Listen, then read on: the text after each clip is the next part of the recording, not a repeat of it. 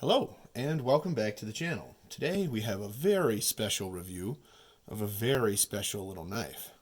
This is the Olamic Whippersnapper. This is a front flipper, as you can see here, by Olamic Cutlery. It's a very nice knife. It's what I would call, I think it's a semi-production, semi-custom knife. Basically, they've got a list of options that you choose from, and you end up with whatever knife you end up with. Color options, the whole pattern, the finish on the blade, all of it is pretty well customizable. And then it's just into a production platform from there. As configured, this knife costs just a little over $500. It's a very nice knife. And today we're going to see exactly what I think of it.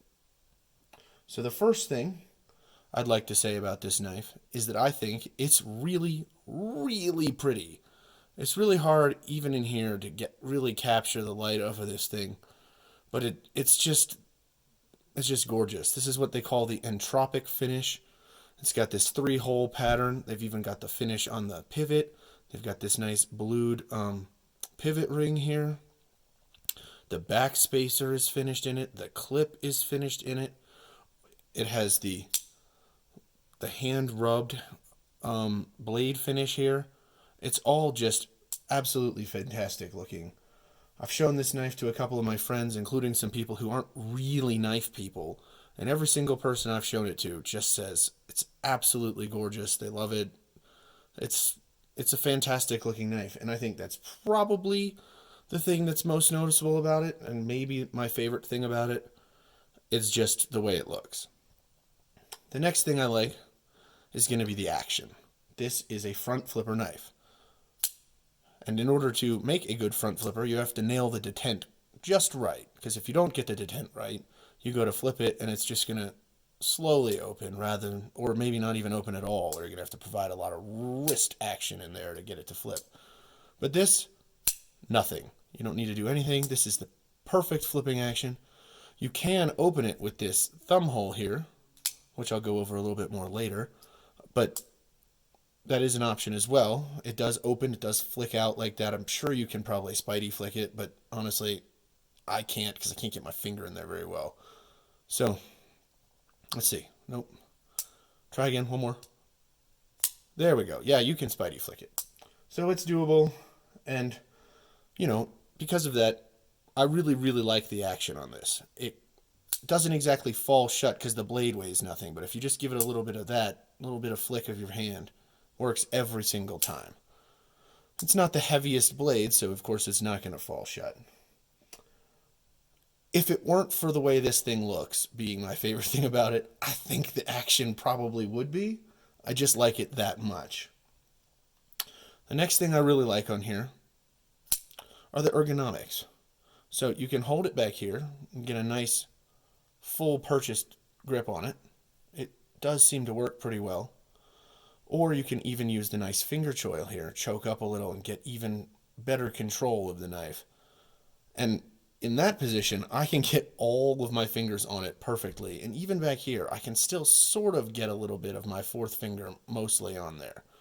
And that's just incredible. And to be fair, the clip is a little bit of a hot spot, but it's not so bad. The worst part about the clip we'll go over a little bit later, but for right now, I'd just like to say that it's not too bad as far as ergos go. I wasn't expecting it to be the most ergonomic knife ever, but it's actually not too bad. Another thing I do like is actually the clip itself. It's finished in the same entropic finish, so it's, beautiful. And even though it's not deep carry, it only carries about like that. Because of the way this canters off to the side of your pocket, you don't get that much of this knife sticking out of the top, so it's actually not too bad. It's more discreet than you might suspect. It's not as discreet as something with an actual deep carry clip on it, like the PM2 here. Also, PM2, size comparison. But it's, it's not too bad. It sits relatively low in the pocket, and it does slide in really easily, like extremely easily slides in, but it does hold and retains itself in your pocket really well. So I like the clip a lot. The last thing I really like here is going to be the blade. The blade is, let's see if we can find that, right up here. It's 20 CV. I know there's more to blades than what the little label is on it, but 20 CV is a fantastic blade steel. This blade is sharp, it came sharp, it stays sharp. I have not had to touch it up, sharpen it, anything, and it's still as shaving sharp as it was when it got here. The other thing I like about that is the Wharncliffe blade here is actually like a really cool shape. That's one of the things I like the most about Wharncliffes. They're very cool to look at. They're very functional as like a box cutter or a utility style blade. I honestly, the only issue I have with the blade is actually that it's only 2¼ inches of sharpened blade length right here. And, that's not necessarily enough for every task. But otherwise, I really like the blade. Things I'm not as big of a fan of. This isn't the lightest knife in the world. Here, let me put the scale out here so everybody can see. Turn that thing on. And it's 3.32 ounces for something that's only got 2¾ inches of blade length. That's, a little more than the ounce an inch you like to see. So it's not the end of any worlds or anything, but it is a little heavy. Now, that doesn't mean you feel this so much in your pocket, but you do feel it a little more than like a truly lightweight knife, nothing like a Bug Out or even my current favorite EDC knife, the Booz Blades Hound, which is a longer blade and substantially lighter. So this doesn't disappear completely in your pocket, but it's not too bad. The next thing I'm not super fond of is actually on the clip itself, and it's the screws. I don't know if you can see these and how far they stick out. They're not particularly grabby. They're very well rounded. There's no grabby edges here. But the problem is they stick out a little bit, and you sometimes do feel that especially in your hand when you're gripping the knife. And I don't know exactly how I would fix this. Maybe make them recessed screws or something, but you feel them a little more than I'd like to, and that's not my favorite thing. I'm also not a huge fan of the thumb hole. I like a thumb hole opening knife, but this one doesn't need it. This is a beautiful front flipper. It works every single time. No matter how lazily you open it, it's going to work every time. I don't feel like the thumb hole is necessary. And maybe it's just to lighten the blade a little, to reduce some of the weight. I don't know if that's something people are into, but I don't really feel like it's something I needed here and don't necessarily care for. I could take it or leave it. The last thing for me in this regard is on the bottom of the blade. Right down here at the very bottom, you may be able to see there's just a small little bit of a notch there. Just a little bit of a notch. What that tells me is it just a little bit, they got a little, they missed a little spot here when sharpening the blade. It's not going to be the end of any world, but it is something to keep in mind. It could have been done a little bit better, and considering it's a relatively pricey knife, I feel like it should have been maybe just a little bit done better. Things that are actual issues with this knife, not just, personal teeny little nitpicks.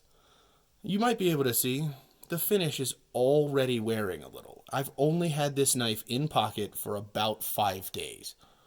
I've had it almost 2 weeks now. I've had it not in pocket used.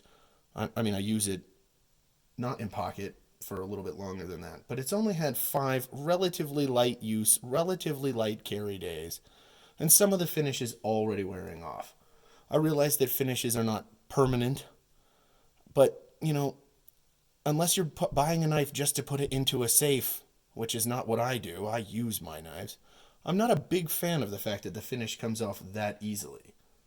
So that's something that I feel like could have been done, I don't know exactly how better, but somehow I'd like to see the finish a little more durable. The next thing I really don't like is actually this lanyard hole. Look at the size of this thing. It's huge. It's gigantic. It's a massive lanyard hole, and it makes the knife longer than I feel like it needs to be. And it's going to come up again in a minute about one other thing I think this lanyard hole has ruined. But if you look inside the lanyard hole, you'll see that the finish of the titanium does not continue. Focus. The finish of the titanium does not actually continue into the lanyard hole, meaning, there's some areas there that it looks a little bit unfinished, and I'm not really a big fan of that. Finally, the last thing I'm really not a big fan of on this knife is actually the backspacer. I love the look of it from here. This bottom view, gorgeous. It's got that finish. This view, not bad. However, open it up, and you'll notice that on the inside, it's not finished, which means some of the time you're looking at this knife, you're seeing unfinished titanium rather than the nice entropic finish that you spec'd it for. And I'm not really a big fan of that. I wish it was finished all the way. The other thing I don't like about it is you'll notice through the holes here, you can actually see some of this unfinished part of the backspacer. And the reason for that is the backspacer sticks up so much, I'm assuming, to accommodate the gigantic lanyard hole.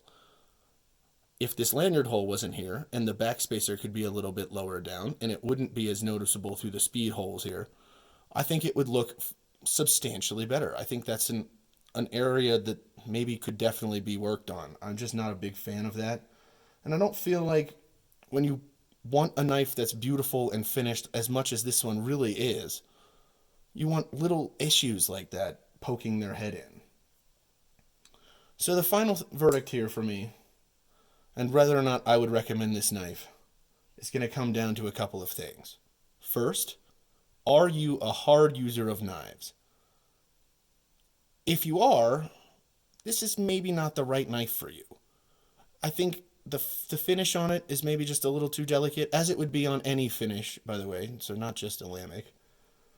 But on any finish, you're going to find it's just a little bit not best for hard use.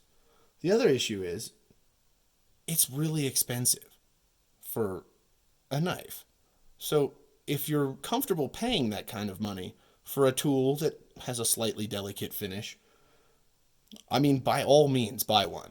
The action on this thing is absolutely amazing. The finish, the look of this thing is awesome. Buy one. If you're worried about the price, if you're worried about how hard use of a knife it is, and the only issue with the hard use, by the way, is that finish. It's not the materials. This thing is made like a tank. But if you are a hard use person, I probably wouldn't buy one. Unless you're just going to keep it in a safe, and that's something you're welcome to do as well. So for me, I would say this knife is more of a collector's piece and a little bit less of an everyday carry knife. It's still a great knife, but I'm not going to carry it every day. Anyways, I hope everyone's enjoying these videos. Not exactly sure what the next one's going to be. Thinking about maybe doing one on actually my Lynch Northwest All Access Pass 1.5. This is a tool that's with me every single day, and I'd like people to know about it a little bit more. Let me know what else you want to see on the channel. Tell me what you think of the little Olamic down in the comments. Is it something you'd use? Have a great day, and I'll see you next time. Bye.